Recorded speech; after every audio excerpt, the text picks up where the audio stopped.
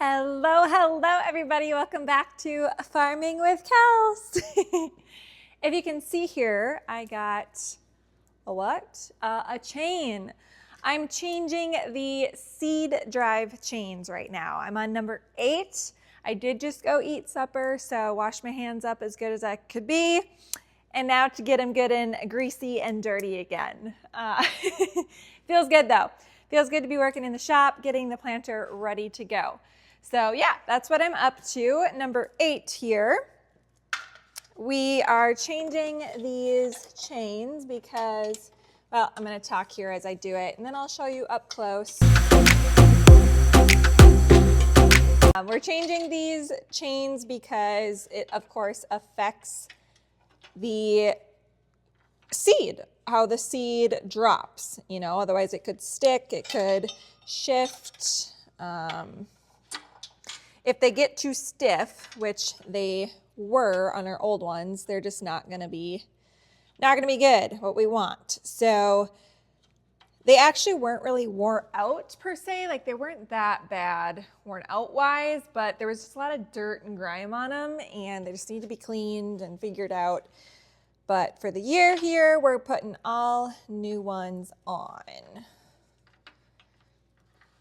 Now this is my 8th one here, cruising along just fine, but now that I'm filming, I'm sure I'll mess up, but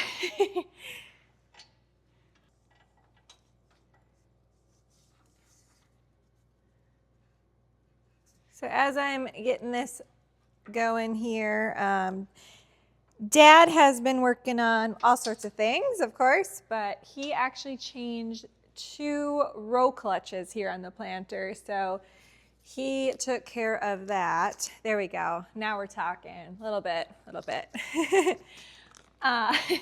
So yeah, and some bearings need to be changed and whatnot. Lots to go through yet on the planter, but we're getting somewhere with it.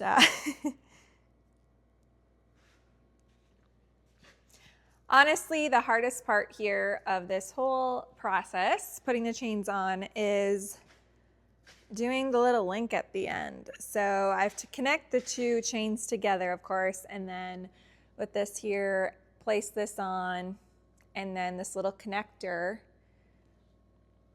is open on one end there. I have to get that around perfectly and snap on and push pressure on the other side, and just linking the chains together is the hardest part of all the steps here, but some of them go on pretty good and the next takes a long time. So we're gonna see how this one goes. It's all a part of it. Can't complain. It's just, that's the part that honestly, right here, the hardest part. Actually, I'll try to show you guys here up close. So this is the 1230 planter here. Early riser, 1230, 12 row.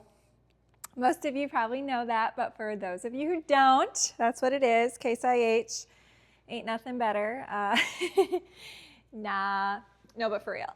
That's how I feel anyways. If you don't know that, this is the red channel. But actually, you're just gonna see all sorts of colors. If you haven't tuned in yet and this is your first video, stay tuned because there will be other colors, but I am definitely the red girl here.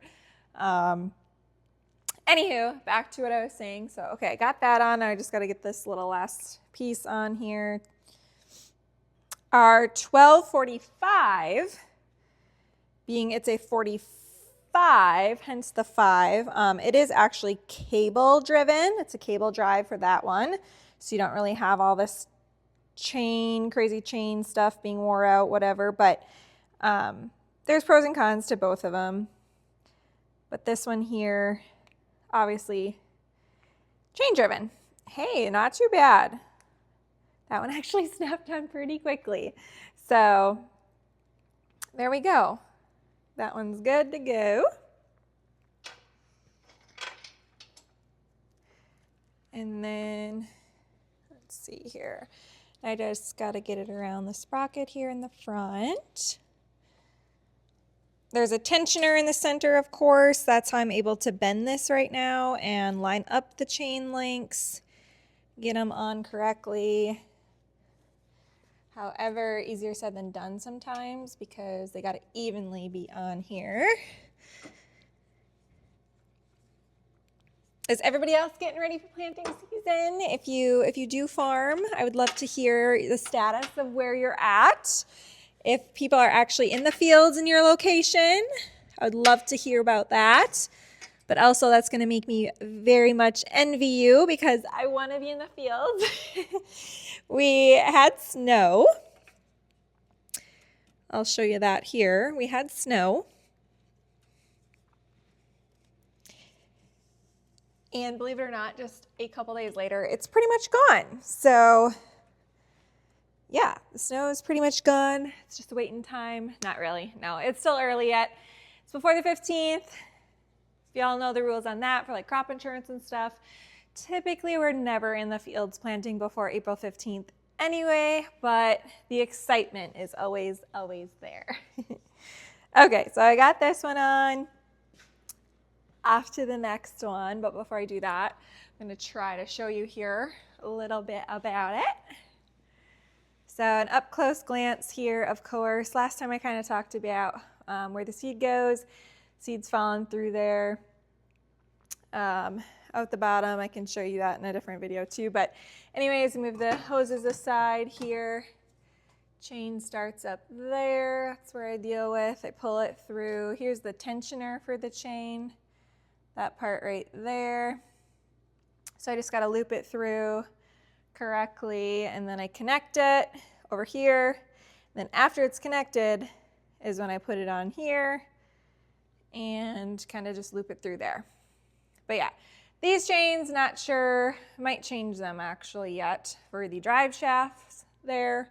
So this is the right side. There's another one, of course, over there. Yada, yada, yada, yada, yada. But yeah, we might change some of them, but right now just really working on the seed drive chains. So there we go. Should be good. Now, like an old chain, for instance, the ones I'm taking off, do you see how it like barely moves? Here, I'm gonna put that down for you. It's very like stuck. And so obviously if it's chain driven and that's how the seed's dropping, population, you know, how much seeds you're getting in the ground, you don't want multiples drop in at the same time. You don't want skips in the stand either. You just want an even spread population wise. Aim for that 99.9%, you know. And typically we're pretty around that rate actually if things are set up correctly, which is always the goal. But then you got to watch for things like this, things that need to be maintained, things that need to be replaced. Because yeah, the wear is not terrible. It's not terrible, but they're just really dirty. There's a lot of grit, grime, dirt, and it just makes things not work properly. You know, I'll probably already know about that, but for those of you who don't. But yeah, there's things to be done every year in the planter, and it's always something different. But this year was the year for that. We've got the strip till to fix yet. Dad does a great job at maintaining his equipment and I'm just his sidekick trying to learn and help out where I can, because if you kind of seen the header of this, well, title of the video, yeah, Dad's got to get even better this year at describing what to do for certain things. Why is that? Stay tuned. I'll fill you in on the deets on that. Here's my favorite tractor, everybody. The 245 Michelin's yield bibs. Love it, love it, love it. I'm so excited, you guys. So excited. Ah. So one of the boxes here was sent with the chain, but they did not send us the link to connect the chains. Now Dad has some, might be able to use, but kind of a bummer. Every now and then you get shorted. It's just how packaging goes, I guess, right? So I probably won't be able to finish tonight unless he does have the light links, but the goal is to get all 11 done then out of the 12. So our 1245 is the one we use for beans. So we used to have a drill that we were just running with, and now we're running with a planter. It will be our second year with it already, and I'm excited. We maybe little tweaks on it, but for the most part, it worked pretty good last year. Just had to get the kinks out. If you all seen that, you knew about that, but we'll see what we find this year. So yeah, this is the little, obviously the link here that I needed. This one's got it, we're good. Is anybody growing more corn this year than beans with the markets? Or what have you guys decided on that? Or do you do any small grains to kind of compensate for the loss in the other departments? We currently, most of you know this, but we are corn and beans, and we do grow alfalfa for my uncle's dairy down the road as well. So we do lots of hay, grass hay, alfalfa hay, you name it. But typically, like what we do on the farm is the corn and beans. But really going back and forth. We cannot get bulk order of certain seeds of corn, like certain hybrids that we wanted. So it's kind of a little chaotic in that department right now to see what we're actually going to end up getting for remainder of our corn acres. But soybeans, I think we're sitting pretty good with. But we're kind of going back and forth on what we truly want to plant this year. But as we get closer and closer, we're just going to see what happens and what the weather does, right? Also, for those of you that don't know, this is truly how you know it is not actually go time on this farm right now. The good old ice fridge here is not stacked super high with junk food, so it's probably not go time, right? That's a good indication. Soon enough it will be, but I gotta keep up on those grapes, strawberries, and vegetables this year. We'll see. Okay, so as I put this one on, up close glance for y'all here, let's talk planting. So is this what we do first? This is the first thing we do in the fields? Nope, definitely not. Hopefully we're out there with the spreader, like spreading ground. Like I said, with the mobility Dalton Ag spreader there. Spreading ground, like bean ground, is what we would be doing with that. So fertilizer and everything, getting things ready to go for beans. However, with corn here, the corn planter, what I'm working on, our first step with this is, well, most of you know this, but we are a no-till, strip-till operation. So we need to run across with our strip-till unit first. Now, usually really never have done it in the fall just because we run out of time. But typically otherwise, I mean, people could do it in the fall. You can strip till in the fall, absolutely. We always run across though in the spring. So it's usually like a day or two, sometimes not even a day, depending on the condition, before the planter runs across it. Sometimes it can be just 10 hours apart, right after. You never really know, according to the weather, of course, the ground condition, and how much you need to get done. But no, prime condition is usually leaving it sit a bit and then running across with the planter here. So their strip till unit is currently needing to be fixed a bunch. Okay, got that clipped on here. Now I just gotta get this here to go around and snap on this little clip.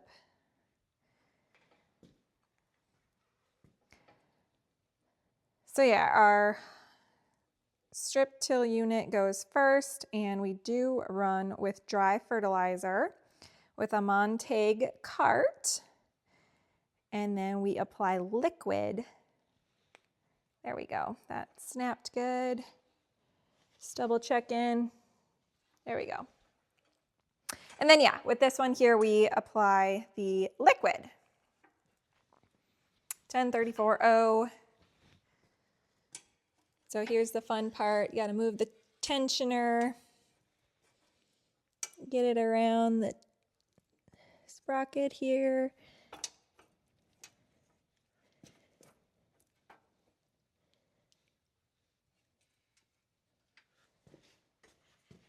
Switch hands.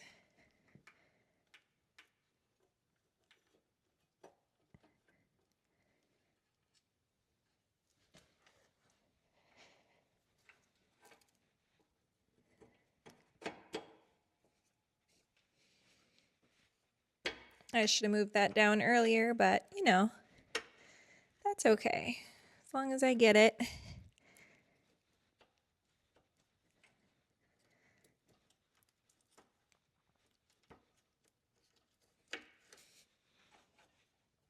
There we go. Good to go with that one. So yeah, just really gonna finish these last ones up and then we'll see what we do next. But I'm gonna fill you in on the whole situation with my dad. Let's do that next, I think.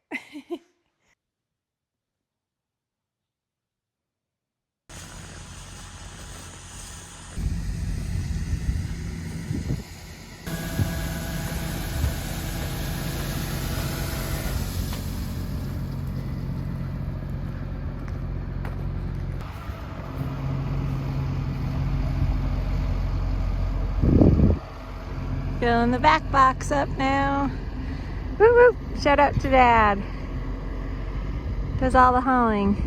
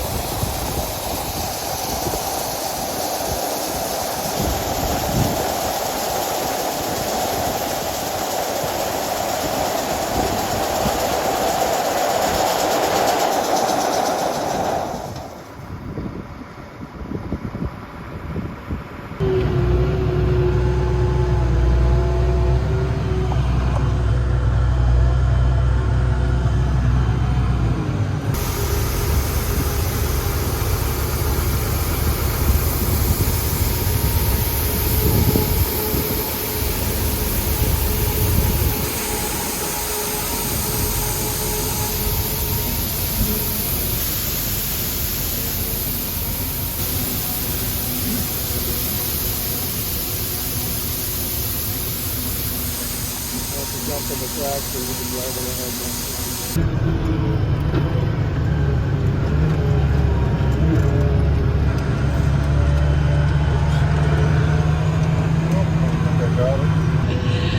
The people are gonna have to find out sometime. What happened to your hand there, Dad? Any words? Somebody owns dumb goats.